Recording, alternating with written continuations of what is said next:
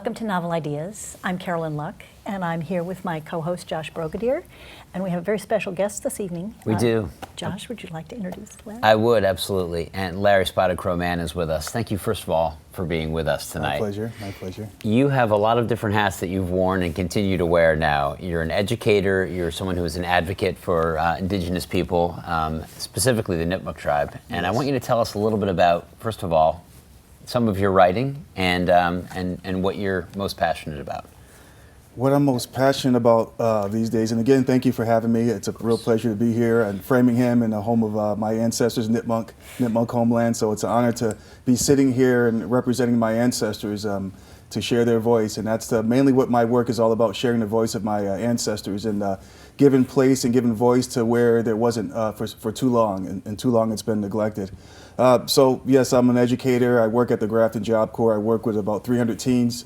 So I spend most of my time around youth. And I also I write. I'm a cultural educator for my tribe, historian.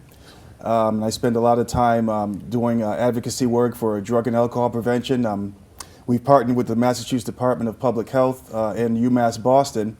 And we put together some curriculum in the form of traditional methods to help heal and deal with the ravages of addiction, depression, suicide that's been haunting our communities for far too long. And so we wanted to take this holistic approach by using traditional ways. And one of the things I was saying about earlier, we asked the question, what were the kids doing in 1491?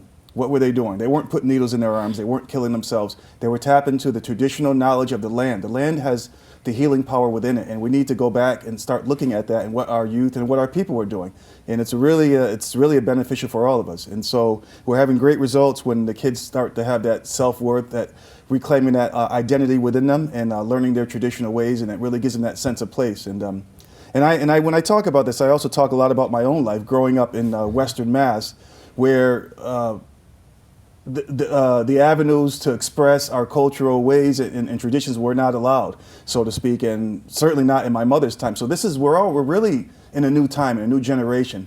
The relationship with Native American people has always been a very difficult one at best, from war to disease to removal to boarding schools to termination of tribes. And so we're coming out of that right now in this generation. And so it's a really new time and a new era where I get to write and talk about my ancestors, and we're all kind of walking this path together, and that's why it's so important that we do this work together.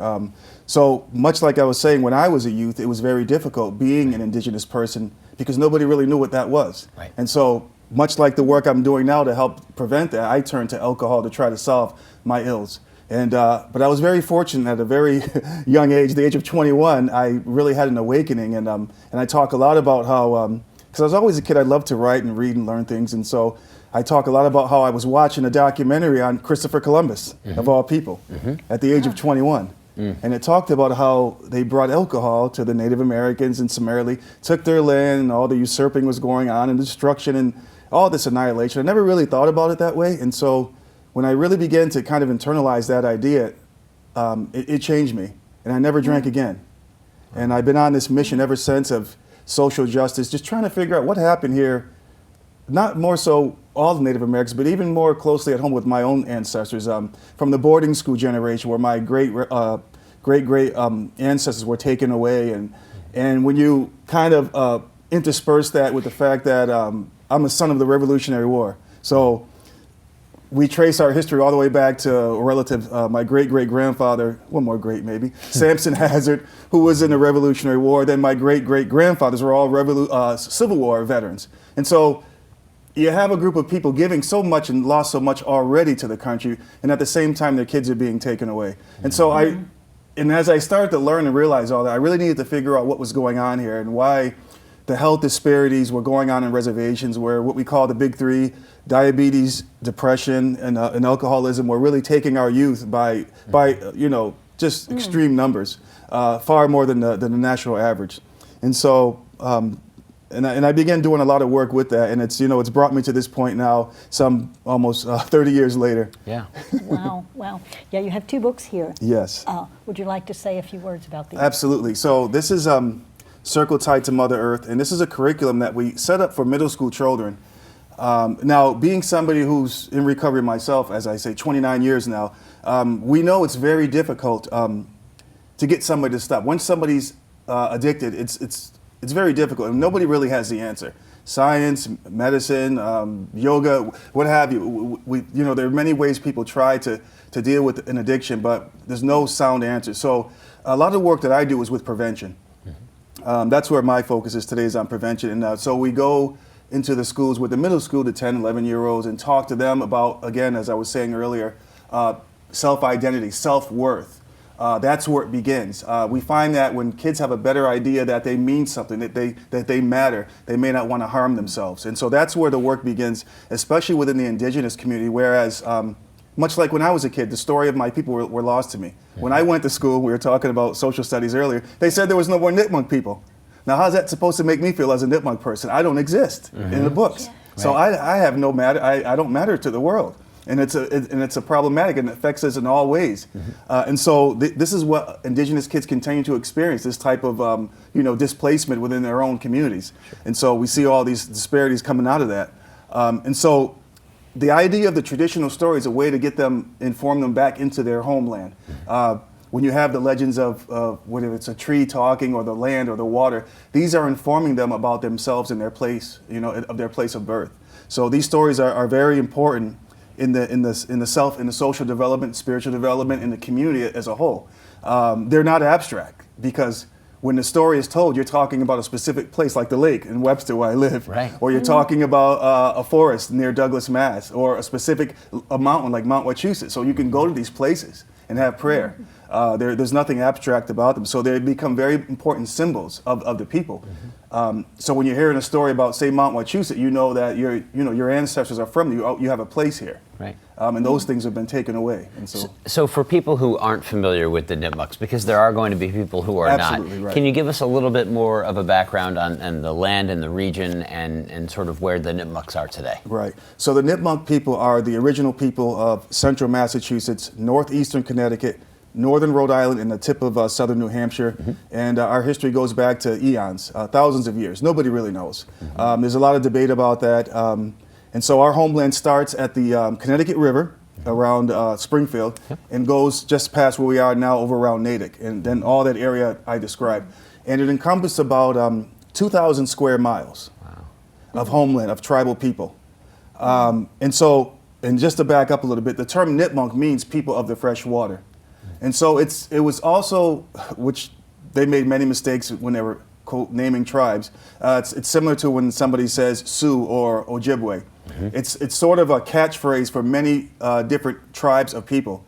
So the Nipmuc had over 30 specific tribes within that area, such as my family, the Hassanamisset, Wabiquasset, Quabog, Chabanagungumog. Those are all the family clans I come from. And so these are all, and then there's many more like the Natick and Wamasset and so on. And so you have all these different clans of people within that homeland. And today we're down to about 15 acres of land. Wow. And so you did say 15. Yes, 15 acres. 1-5. Wow. Yes. Where is that region now? Where's the 15 acres? Well, we have 5 acres in Grafton, Massachusetts. That's the original homestead. That was the entire town of Grafton was what we refer to as Hassanamisset. But that continued to be shrunk down right into the 1700s, where the Cisco family, some of my cousins, ended up with that land. And incidentally, that was the home of James the Printer. Many may be familiar with that name because James the Printer was the apprentice who worked with Minister John Eliot. Okay. Now, John Eliot was the guy who printed the first Bible had the first brick building in Harvard, and that was the Indian school. And James the Printer was his student, helped translate the first Bible ever in the Algonquin language. And so that's the history kind of goes around James the Printer. It turns a little ugly after that during the King Philip's War, but during that time, and so that's Hassanamisset, and also there's land that's been returned in Webster, Mass. Okay. In that area. Wow. Yeah. Oh, interesting. Oh my gosh. So if you didn't grow up with these stories, like they were kind of taken away from you, how did you rekindle them and find them? The way that had to be done is, it was during my awakening that I began listening to my grandfather. I was very fortunate enough to spend many of those years after I, become more focused on my culture and traditions, that to talk to him. And by doing that, I was able to glean and learn so many things, such as start to sing and and many things such as that. And also that led me to talk to other tribal elders and come around the powwows and talk to different elders within my tribe and other tribal communities, whether the Narragansett, Mohegan, Wampanoag, and it's similar today, and kind of sad to say, but a lot of people don't listen to what old people have to say. That's And those who are, certainly true. And so unfortunately that's kind of goes into all the different other cultures as well. But when I began to listen to what they were talking about, those were the secrets were unlocked in many of the stories that I learned, and that I continued on. And also, it took me into many libraries, into the basement of the libraries, into the historic societies, and in these little towns where all this information is buried under dust and in books, and nobody's reading anymore. And those are where the stories are that have been hidden that nobody talks about. And so you start to find all these things that, the narrative of America began to change. It's not the country of exceptionalism and perfection. It becomes a story of genocide and slavery and just taking. We talk about democracy, but democracy was not used to form America. And so this is a thing that's not talked about. Right, and it's a difficult conversation to have that a lot of people don't often want to have. Right. But one of the things I like is that you've written 3 books, and in some of these books, you really take on these issues, and these are important things. So just take a quick step back here, or maybe it's a step forward. The writing process and your writing process. How did you go about taking some of this information that you learned from the elders and condensing it in a way that these are published books? When my kids were little, we did what we call the powwow trail. And when I learned to sing, and then after my kids were born, I really wanted to make sure I was passing on the culture to them. So my children essentially grew up in the culture. And this is something that's probably not happened, as I said, for centuries, where kids are now growing up with their traditions. And so, and it's kind of funny because I have 3 sons and a daughter, and we were known as the Native American Partridge Family. And I knew you guys would get it. I tell the young teens they don't get that joke. They don't know what the Partridge Family They don't get that. Yeah. And so we would travel around and sing on a drum, and it was a great time. And eventually I realized I wanted to reach more people, and I always loved to write poetry, and I always say I'm a poet first. And so that kind of segued into my writing, is that I want to be able to reach more people. When I went back to university, I entered a few writing contests, and I started winning, and the professor was saying, well, why don't you write a book? I said, okay. So I wrote, that's when in 2011 I wrote that, and then I had such great reviews, and was really important. It was an honor to Chris Ear, who's a phenomenal film director. And I jokingly refer to him as the Native American Spike Lee, because he's just an amazing film director. And he gave me an amazing review for that book, and that was kind of the impetus somebody would need to want to keep going, man. And so I said, okay, I got to keep doing this. But then how do I top what I did? I said, I need to write something that's going to really get people's attention. Sure. And so that's when the Mourning Road to Thanksgiving came on. And so kind of backing up a little bit about what you were saying as far as taking on these issues. Early on, when I began kind of taking notice of all the atrocities and so on, and as you said, nobody wants to talk about them. It's very difficult for people to acknowledge the pain that maybe some of their ancestors have caused. And so, and I tried to, kind of settle that within myself. How would I want to go about this? Because when people are shouting at each other, nothing gets solved. When people are digged into their views and their opinions, nobody's listening. So how do you break through that? And one of the early things I did as a writer is I like to teach people by accident. So I kind of slide them into the story. And I write sort of as let people just watch and see what happens. And if you notice that in the Mourning Road to Thanksgiving, it takes on very powerful issues, but everybody has a side and belief. And the characters in the story are very what we call round characters. They're not just flat and, this guy's an angry racist or this Indian's an angry person. They have a really passionate view about what they believe, and they explain that in detail. Yeah. And so you get to see that. So you as the observer just get to decide, well, what do you really think? Now that you have all this information. Sure. And that's the path I kind of take with my writing and my work with social justice and dealing with people who may not really understand the issues of Native people and the injustices that we continue to deal with. And I really try to take that and approach as, well, you may not have all the information yet. I'm not here to argue with you. I understand we may be coming from different views, but I think it's important that we as human beings, we can kind of try to relate and begin to understand what our needs are. You know, I want to know what your needs are, and maybe you need to know what my needs are. And so that's kind of the breath I take when I write the stories. I mean, they're hard stories, and it needs to be out there. We all need to just kind of look and, Sure. and as a good friend of mine says, sit in our lament, as he says, Right. and just kind of like acknowledge that and sit in it for a little while, and then see where we go from there. Larry, this is all fascinating. We're going to take a quick break, and we'll be back with Novel Ideas right after this. Welcome back to Novel Ideas. We're here with this incredible individual, Larry Spotted Crow Mann, and I think we'll start with where your name comes from. Oh, thank you. Nina ho kankanto cho keseche, ni wachia yem nohog nanawak. So I said my name in our Algonquin language. I says, I am Spotted Crow, and I am from the human beings. And essentially, Nipmuc, or any tribal name, usually refers to as a human being. The names are really putting us in that sense of place within the world of the four-legged and the winged and so on. And so my name came to me from my grandpa, and he gifted me that name.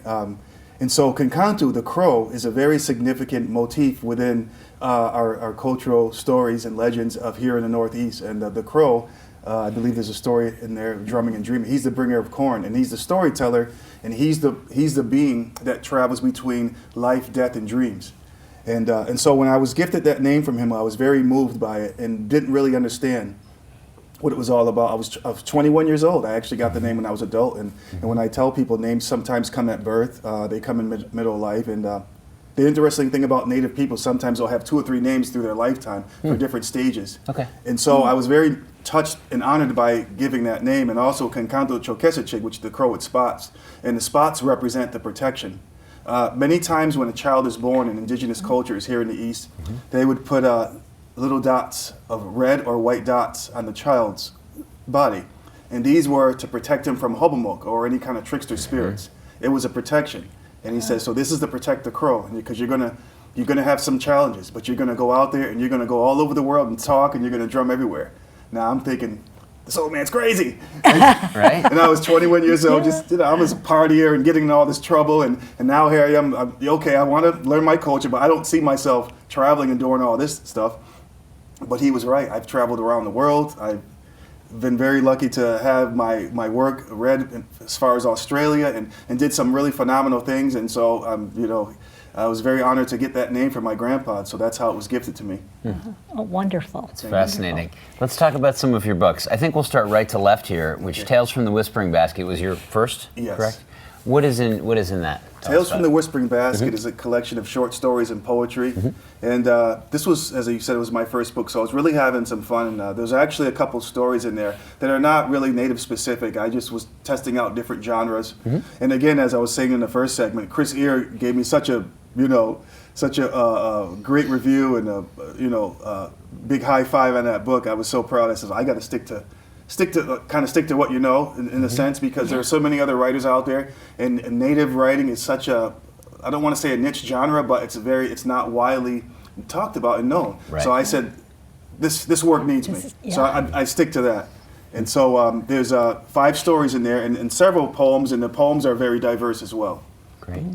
Yeah, there's one little thing in here that, you know, when I was reading your works, and I've read all 3 of your books, I felt like there's so much sadness and so much tragedy, and how do you move on from that? And this one quotation made it into my little book. We don't have a choice in our ethnic background or the color of our skin, but as human beings, we do have a choice in how we interact with one another. And I think that is so powerful and such a message that everyone needs to hear today. Absolutely. And it's one of my very favorite things in that book. I was somewhere. I might have been in. I was out in Crandon, Wisconsin, at the Forest County Potawatomi, and the news person came up to me and talked to me, and they had asked me the question, "What makes you the proudest about being a Native American? What's the proudest thing?" And I thought about that question for a minute, and I said, "Well, I didn't have anything to do with this. There was no choice in my birth." Right. Yeah. I said, so I take the pride comes from the work that I do and the acknowledgement that I'm giving back.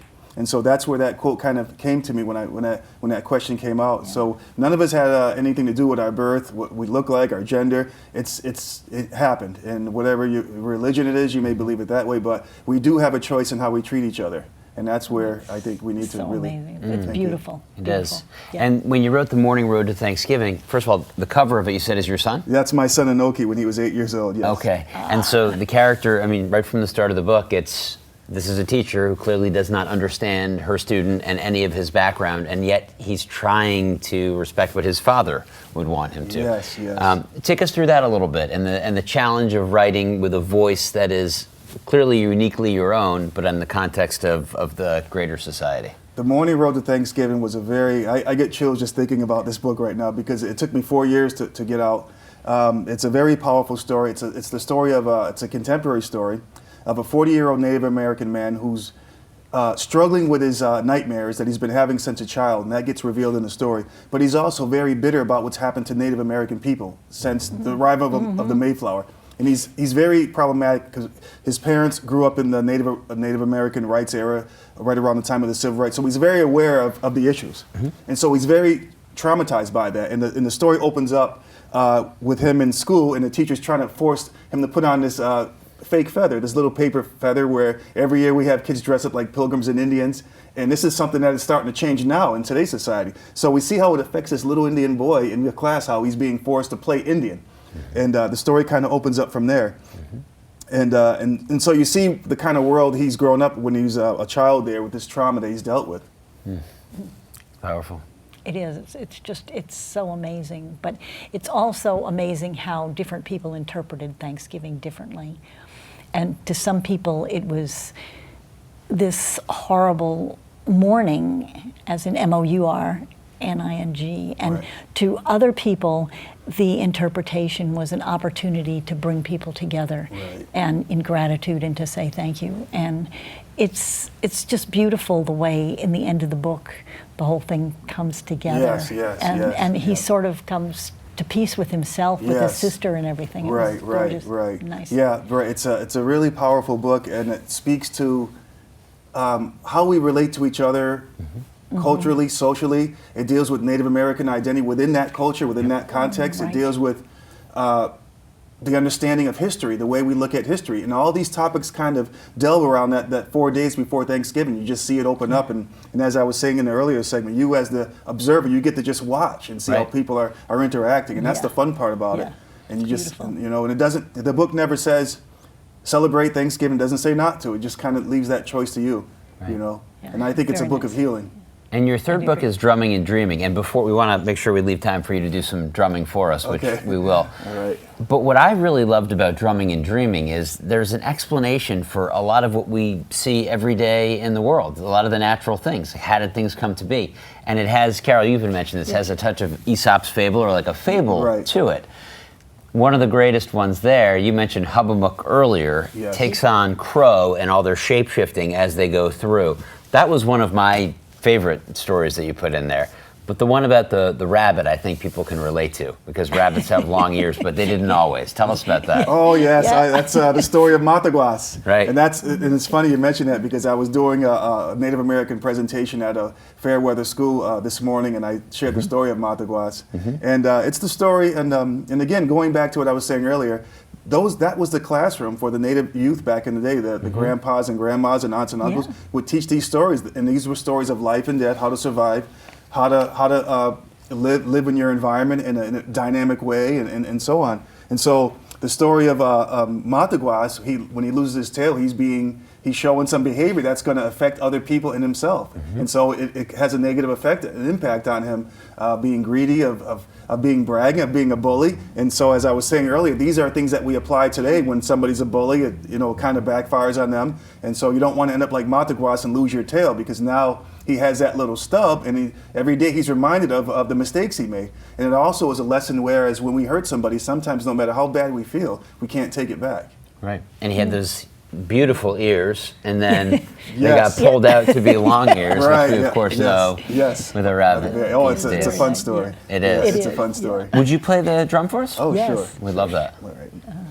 So a lot of the things that we do, whenever I do a presentation, I always have the drum with me, because we talk about the drum. And one of the things I always say is that when we hear this, you can probably figure out what that sounds like, right? Sounds like a heartbeat to me. Exactly. And so this is where we are connecting, because when we look at each other, We're not the same color all the time. We may not be the same gender, but on the inside, we're all doing this. And this is where we connect. And these are the stories that our ancestors have passed down, and the message that they would convey to us all today. So I would share this song.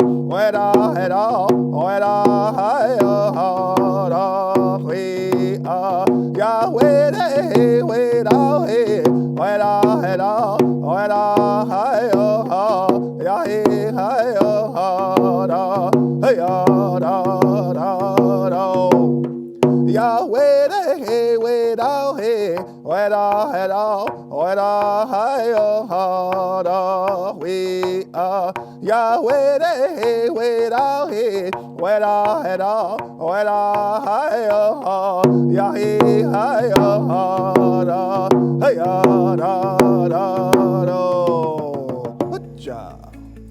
That's awesome. Oh, thank you. So much. Wow. Oh, Terrific. amazing. Yes. Yes. I wish we had more time to talk because we Me always too. seem to run out of time. But thank you so much for That's being Oh, it's here. been a pleasure. Oh, It's we been a pleasure. appreciate that. Glad to be Yes. here. Thank you. We so appreciate you being part of Novel Ideas, and thank you to our audience and our crew here. It's been great. All right. Have a good night. Thank you.